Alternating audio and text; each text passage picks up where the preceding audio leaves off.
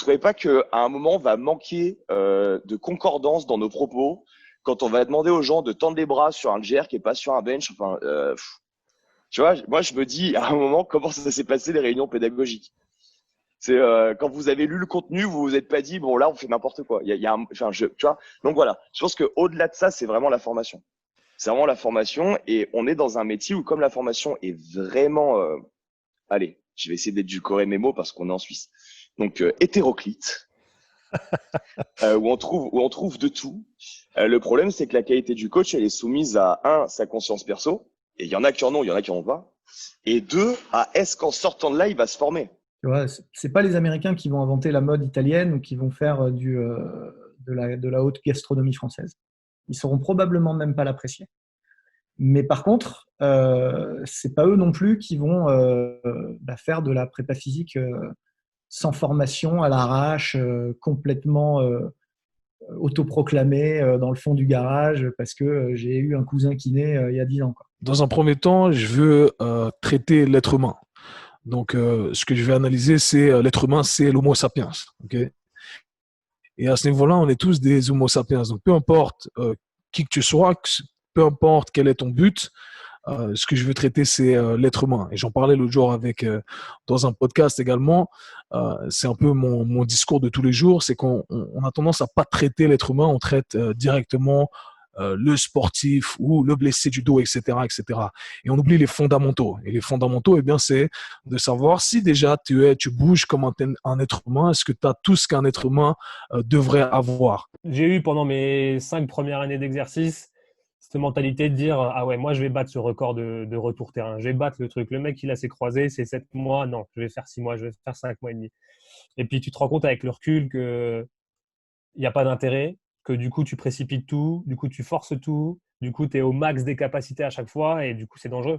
T'as du bruit, t'as énormément de bruit, il y a un inconfort dans ma salle, il y a un inconfort, mais qui donne lieu à plein d'autres choses, à plein d'autres richesses. T'as des cours d'arts martiaux, chez moi, des fois en même temps que t'as un cours de cross-training.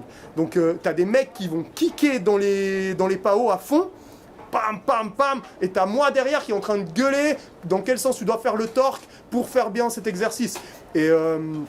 Et c'est des trucs qui, pour moi, sont inconfortables, pour les clients sans doute aussi un peu, mais par contre qui amènent plein d'autres richesses.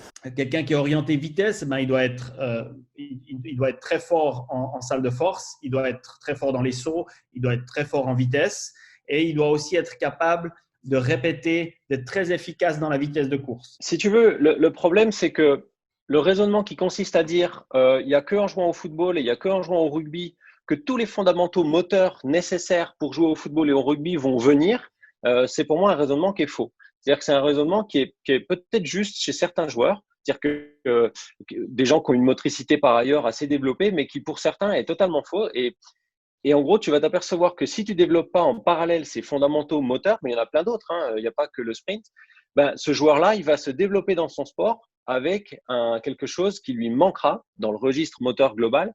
Et ce quelque chose qui lui manque, par définition, la pratique de son sport de façon répétée ne peut pas lui apporter. Tout le monde qui est au scandale quand on fait faire un petit peu de force à l'âge de 16 ans, 17 ans. Il faut arrêter quand c'est maîtrisé, quand les choses sont réglées.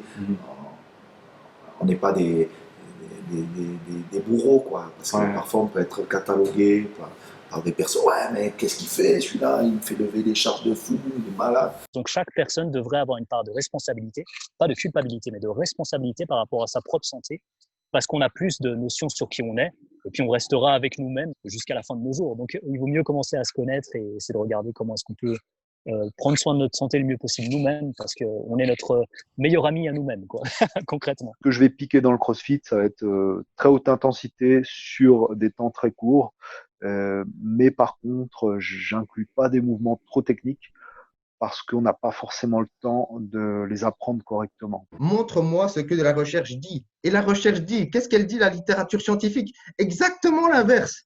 Donc, c'est-à-dire que les personnes qui perdent du poids plus rapidement, avec un follow-up de 1 an, 2 ans, ont moins de chances de reprendre le poids perdu parce que ça motive. Ça motive.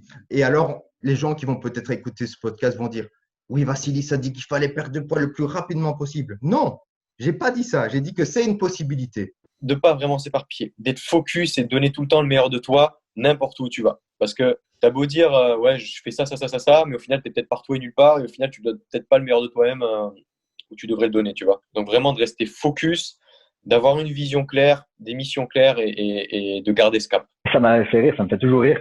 À l'époque, l'été, la salle ferme et putain, tous les mecs en panique comme d'habitude. Et puis je vais avec un pote, je dis viens avec moi, on a un parcours santé et je lui fais faire du triceps extension, mais au poids de corps. Il me fait mais putain, mais en fait c'est exactement la même chose qu'avec la barre. Je fais bah oui, sauf que t'es pas couché sur un banc. Donc là en plus c'est même mieux, tu optimises ton gainage et t'as exactement les mêmes sensations. Ah ouais, mais en fait c'est trop bien. Mais bien sûr que c'est trop bien. Il faut juste être un peu curieux et aller essayer les choses, quoi. Quand je vais entraîner mon sprint, si je veux améliorer cette qualité de vitesse maximale, mon but, c'est que mon athlète il soit capable de faire plusieurs fois un effort maximal et du coup, qu'à chaque fois, il s'engage totalement. Et si je lui laisse pas le temps en lui faisant 10 fois 100 mètres ou 10 fois 200 mètres avec 2 minutes, en fait, très rapidement, la performance, elle sera plus du tout maximale. On parle tout le temps, l'être humain, c'est que des muscles. Déjà, à partir du moment où on a commencé à te parler de chaîne musculaire, tu es là, ouais, qu'est-ce qu'il parle lui? Mais quand on t'a mis le pied à l'étrier que, en fait, le chef d'orchestre, c'est que le cerveau, tu dis, waouh, ok, je connais tout ce que j'ai vu, c'est de la merde. Je trouve que l'échange et le partage, c'est la meilleure manière de progresser. Bien au-delà de n'importe quelle formation, etc. Pour moi, c'est la vraie formation en temps réel. Donc, pour moi, partager, c'est aussi rendre ce que les autres ont pu partager, ont pu me partager et ont pu m'apprendre.